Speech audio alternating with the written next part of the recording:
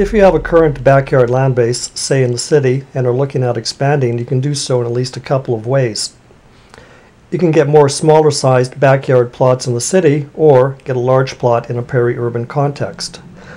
Peri-urban is a loose term to describe areas close by in the countryside. It could be an acreage where the owners might have a large sized garden plot which they would like to see utilized. Up to 30-minute drives or even farther is practical, especially if you go there with one or two other people.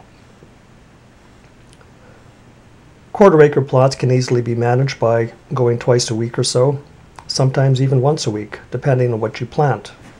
It helps to think in terms of a work session when going to peri-urban sites.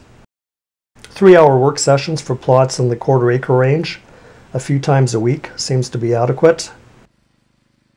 Look at it this way: if you go by yourself for 3 hours, that's 3 man-hours of work. If you go with one other person, you get 6 man-hours of work accomplished. 2 other people, that's 9 man-hours of work in a 3-hour work session. So going with other people is an important part of having a peri-urban plot as an extension of your backyard, a successful endeavor. Good bets for peri-urban plantings are low-maintenance crops such as potatoes, onions, beans, winter squash, tomatoes, and other crops.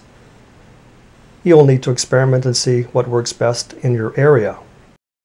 The owners of the property usually are content if you give them a little produce throughout the season. It is a good idea to rely on rainfall as much as possible, but when conditions are dry, having a close-by water source such as a well is important to the success of this type of garden. So, growing higher maintenance, higher value crops in the city, such as greens, and then lower value, low maintenance crops in peri-urban areas will allow you to grow a wide range of crops.